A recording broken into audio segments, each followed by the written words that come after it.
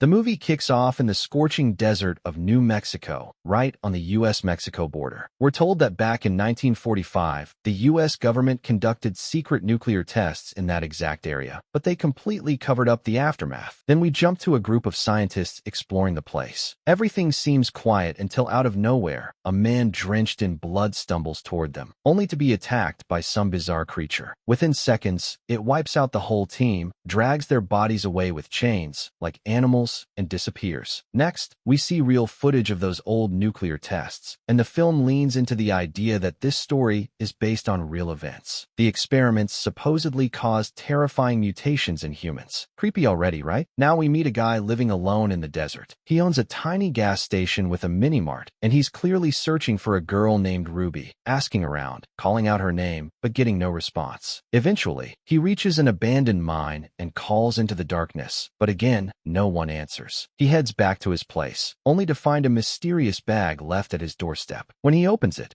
it's not your usual Amazon delivery. It's filled with shiny gems, rubies, sapphires, even diamonds. But tucked inside is something way more disturbing. A small box holding a human eye and ears. Someone just sent him body parts like it's a breakfast gift basket. Cut to a family traveling through the desert. The dad, Bob, is on a road trip to California with his wife Ethel, their teenage son Bobby, younger daughter Brenda, and older daughter Lynn, who's married to a guy named Doug. They've even got a baby with them. Classic vacation vibes, until you realize Bob can't stand Doug. Thinks he's a total softie, not a real man. They stop for gas, and the man at the station, the same creepy guy from earlier, gives them a shortcut. Says it'll save them 2 hours. Bob's like, "You're a lifesaver. If only everyone was like you." Spoiler, they'll regret trusting him real soon. As they get back on the road, one of their dogs runs off into the mini-mart. Lynn follows to grab him, but ends up stumbling on that same bag of jewels and body parts. Right then, the creepy gas station guy shows up behind her and warns her, "Don't tell anyone, unless you want me to take your pretty little eyes too." She swears she won't say a word and bolts out of there. The family drives down the rocky shortcut, but of course, they hit a trap. The tires blow out, and the RV crashes into a pile of rocks. Now they're stuck in the middle of nowhere. Bob checks the damage and realizes the tire's wrecked, and they don't even have a spare. Doug asks what they're supposed to do now, and Bob snaps at him, saying, "Now's your chance to prove you're not useless." Doug's like, "Got it, boss." Bob sends him back to the gas station for help, while he himself wanders off into the desert, hoping to find someone nearby. Meanwhile, one of the dogs senses something in the hills and darts off. Bob runs after him and hears the dog barking wildly, like it's terrified of something. As he follows the sound, something clearly spooks him badly. He takes off running, but in his panic, he trips and falls down a steep hill, knocking himself out. Then we see a strange girl walking toward him. Turns out, she's Ruby, the one the gas station guy was searching for. But before we can even process that, we see another man sitting above them, casually gnawing on a dog's leg like it's a turkey drumstick. He smirks and says, "These police dogs taste sweet." Welcome to nightmare territory. Back to Doug. He stumbles on a weird junkyard full of abandoned cars in the middle of the desert. He's confused. Where did these cars come from? Where are the people who own them? Something clearly isn't right. As night falls, Bob reaches a rundown house in the desert and goes inside to check it out. He finds a TV showing news about those old nuclear tests and how they caused horrifying mutations, turning survivors into violent cannibals. The pieces start falling into place, and Bob starts to panic. Suddenly, he hears a noise from a shed nearby. When he opens it, he finds the gas station owner, completely drunk and babbling. In his haze, the man confesses everything. He says those people, the mutated ones, are his kids. And the road he sent Bob's family down?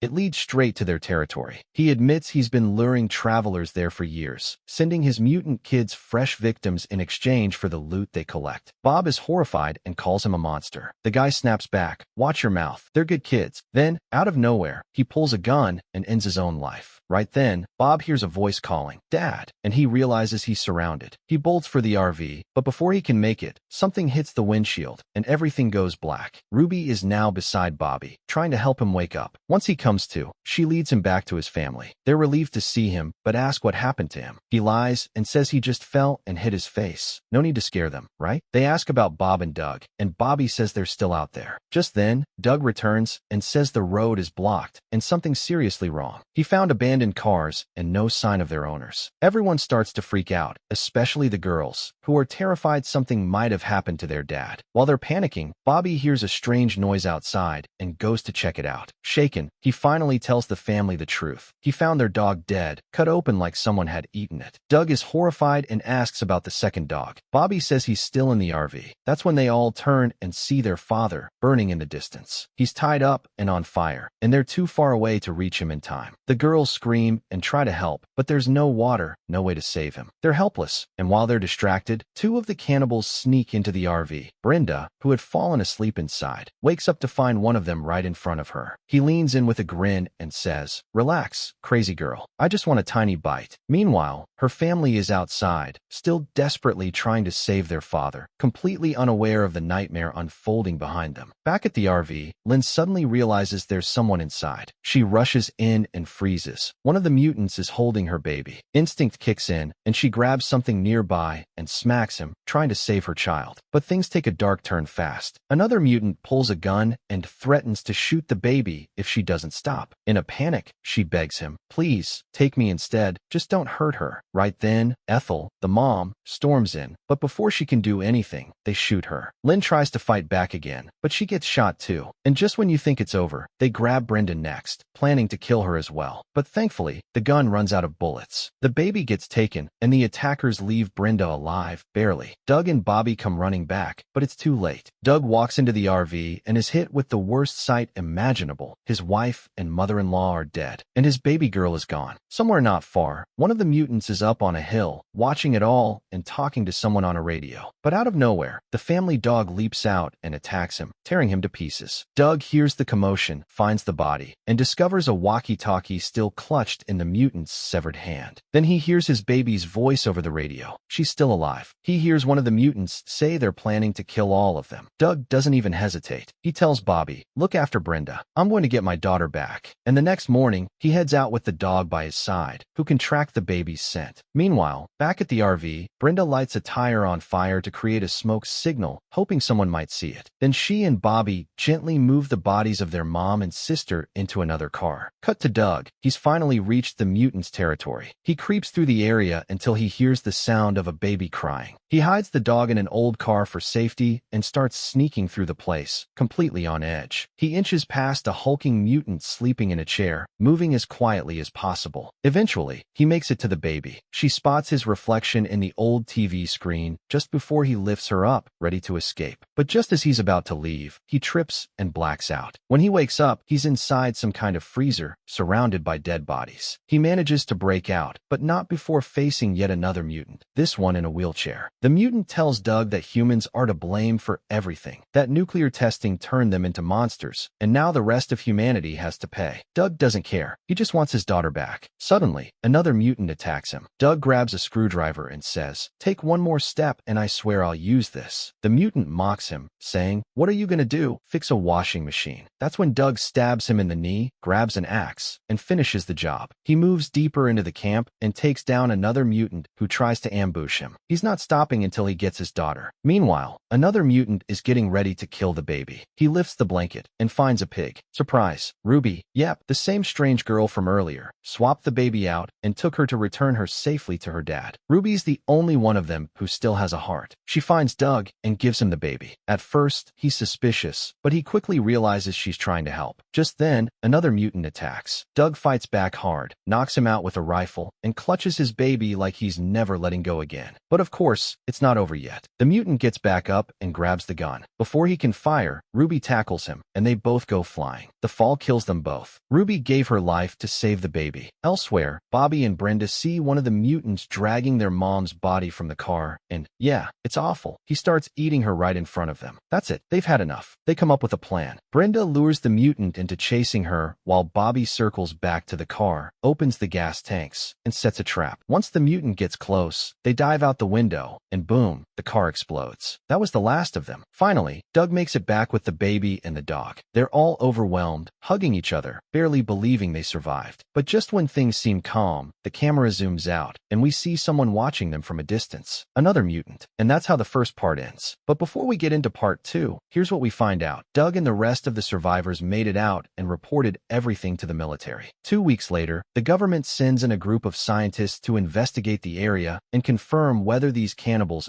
actually exist. They set up traps in the nearby mines, using mannequins dressed like soldiers to bait them and hopefully record their movements. This mission is being led by 3 people, Dr. Wilson, Dr. Foster, and a field tech named Han, who sets up all the traps. Dr. Foster monitors the area using thermal cameras, but suddenly, the feed cuts out. Han checks the wires and thinks maybe a rat chewed through them. Now they need extra supplies to fix everything. Dr. Foster calls for backup, military support with better gear. Meanwhile, Nelson, another scientist up on the hill, has trouble with his equipment and climbs down to fix it. But while he's working, he comes face to face with a mutant devouring Han's body. The mutant tells Nelson to back off, no trouble, but another one sneaks up behind and kills him. Now Foster goes missing too, vanished without a trace. On the other side, the army is gearing up to investigate the area called Zone 16. The mission is led by a soldier named Jeff. After a few hours, the team arrives, but the scientists are gone. They try to call HQ, but of course, there's no signal. Just as they're trying to figure out what's going on, they spot a flash of light, a mirror signal coming from the mountains. It looks like someone's asking for help. Jeff decides to lead the team up the mountain to find out who it is. One of the soldiers, Napoleon, isn't exactly thrilled about climbing a dangerous mountain first thing in the morning. He jokes, "Where are we even going, boss? Morning sunshine. This place is cursed." But his commander, Jeff, is not in the mood. He snaps, "Cut the chatter. You're staying here by the toilets. One-leg punishment. Think about your attitude." And yeah, Napoleon is left standing there like a guilty kid in detention. Commander Jeff also tells another soldier, Jason, to stay at the camp and keep an eye out, just in case any of the missing scientists show up. Meanwhile, the rest of the team starts their climb up the mountain. But trouble hits fast. One soldier, Mickey, falls into a hidden trap. They pull him out, but his leg's broken badly. No way he's climbing any further. He has to return to camp to get medical supplies. Back at the camp, Napoleon finally can't hold it anymore and rushes into the bathroom. While he's answering nature's call, something horrifying happens. A deformed hand suddenly grabs his leg from inside the toilet pit. He bolts out, freaking out, and tells Jason what just happened. Jason's like, "What's that smell? You eating dead dogs or what?" She peeks inside the toilet and bam, she sees something crawling out. And guess what? It's Dr. Foster, the missing scientist who vanished days ago. He's barely alive and gasps out a warning. They're real. The cannibals. They're up in the mountains. You have to get out now. But before they can even react, he dies right in front of them. Napoleon grabs the radio to warn the others. But before he can say much, they hear a loud boom. Their truck just exploded. Jason doesn't wait. She starts running toward the mountain to warn the rest of the squad. But before she gets far, one of the cannibals attacks her. Just in time, Mickey shows up and shoots the attacker. But the bullet barely slows him down. He runs off like nothing happened. Mickey, who was supposed to be out with a broken leg, had dragged himself back to camp, and now he's in the middle of it. But before they can breathe, another mutant grabs Mickey by the legs and starts dragging him into the mountain. The team tries to save him, but the thing is just too strong. Mickey disappears into the darkness. Meanwhile, the soldiers up on the mountain finally reach the summit, but still no sign of the missing scientists. Commander Jeff decides they need to head back to camp. Just then, they spot another mirror flash, someone signaling from even higher up. They push forward and finally reach the peak, only to find Dr. Nelson, another missing scientist. But something's clearly wrong. The whole place feels off. One of the soldiers, Missy, says, "I don't like this. We need to get out of here." But Jeff insists they stay and find out who, or what, did this to the scientists. So they split up into smaller search teams, which, if you've seen any horror movie ever, you know is never a good idea. The second they do that, the mutants strike. One group is suddenly attacked. A soldier tries to shoot, but the mutant vanishes in a blink. Commander Jeff rushes in to help, but he's mistaken for one of the attackers, and a terrified soldier accidentally shoots him dead. The whole squad is shaken. Morale hits the floor. At that moment, Napoleon and Jason finally catch up to the others and tell them what's going on. That's when Delmar, one of the braver soldiers, says he'll carry Jeff's body down the mountain and give him a proper burial. Napoleon ties a rope to lower him gently. Delmar cradles Jeff's body and begins to descend, but suddenly the rope snaps. Delmar falls and dies on impact. The team is furious, blaming Napoleon for tying the rope wrong. But then they discover something chilling. The rope wasn't faulty. It was cut. Now they know the enemy isn't just watching them, it's sabotaging them. Paranoia sets in. Everyone's on edge. No one knows who or what is messing with them or why. Eventually, they decide to head down the mountain without any more ropes. They stick close together, hoping safety and numbers will help. Along the way, they come up with a wild plan to fight back. Jason and Missy set a trap, pretending to be distracted. One of the mutants shows up, and they ambush him. Boom. First win. But then Missy steps away for a minute, and yep, she gets jumped by another cannibal. She tries to fight back, but ends up running straight into a cave. The rest of the soldiers chase after her, hoping she's okay. Inside the cave, one of them, Stam, looks around and goes, "Nope, I'm out," and walks away on his own. As he moves through the forest, Stam hears strange noises all around him. Every step makes his heart race. Back in the cave, the soldiers push deeper through a dark tunnel until they reach an opening with a terrifying view. The broken body of Delmar, lying far below. That's when they realize the person who cut the rope had been right there watching them the whole time. So now we catch up with Stam, the coward of the group, trying to climb down the mountain on his own, thinking he'll escape faster that way. But luck's clearly not on his side. He stumbles right into the same spot the others had passed earlier. And just before he can make his descent, one of the cannibals grabs him, chops off his hand, waves it at him like bye-bye, and then straight up shoves him off the cliff. Game over for Stam. Meanwhile, poor Missy is still trapped, trying to fight off a mutant cannibal who's not just trying to kill her. He's planning to assault her to expand his bloodline. If you catch my drift. Disgusting. The other soldiers hear her screaming and rush toward the sound. But instead of saving her right away, they run into another cannibal. This one's old and blind, like truly ancient. He can't even see them, so they sneak past him. Then they meet another mutant. But surprise, this one's peaceful. Yup, a calm, non-violent cannibal. He's like, "Hey, I'll help you get out of here," and leads them through an area full of human corpses. Mark completely loses it. Some of the bodies are his friends. They keep moving and finally reach the exit. But there's a locked gate blocking the only way out. That's when Napoleon says, "We can't just leave Missy behind. We have to go back for her." Mark freaks out. "Are you insane? Look around you. Everyone's dead." He ditches them, determined to find his own way out. Then, plot twist, Mark finds a box of dynamite. Jackpot. He's ready to blow the gate open and escape. But in true bad luck fashion, he accidentally drops one of the sticks. It explodes, killing both him and blocking their only exit. Now it's just Napoleon and Jensen left, and they're still set on saving Missy. They sneak through the tunnels and finally reach the room where Missy is being held. There's a massive mutant in there with her. They come up with a plan to lure him out. Napoleon hides a phone across the room and blasts a loud video on it. Sure enough, the mutant hears the noise and heads straight for it. Napoleon and Jensen rush in, grab Missy, and try to calm her down. She's terrified, but they promise they're getting her out. But of course, just as they're about to leave, the huge mutant boss storms back in. Napoleon and the beast go head to head. It's brutal. Napoleon is getting tossed around like a rag doll, completely outmatched. But in the end, somehow, Napoleon manages to kill him. And it looks like that was the last of them. With Missy barely hanging on, they race out of the mountain before anything else shows up. They finally make it out. They're alive. Exhausted, bloody, but alive. But then, the camera zooms out, and we see a shadow watching them from far away. Someone else is still out there, which means this nightmare might not be over. And just so you know, this isn't pure fiction. It's loosely based on a real story from Scotland about a deformed family called the Bean Clan. They lived in caves, preyed on travelers, and reportedly killed and ate over 1,000 people. Yes, sweet dreams.